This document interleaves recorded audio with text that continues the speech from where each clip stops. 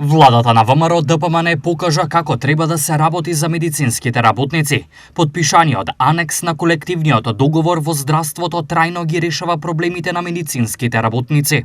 Вчера, владата донесе историска одлука со која се предвидува повисока плата за сите вработени во здравството со нето износ од 2450 денари.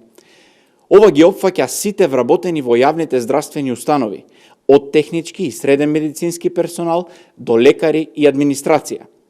Особено важно е тоа што средниот медицински персонал или медицинските сестри ќе добијат нето покачување од 3850 денари. Исплатата на овие покачувања кон вработените ќе почне веќе од ноемвриската плата.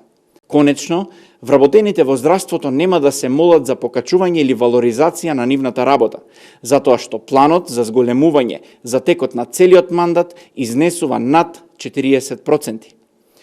Имено, со овие покачувања, во 2024 година средствата за плати во здравството се покачуваат за 10%.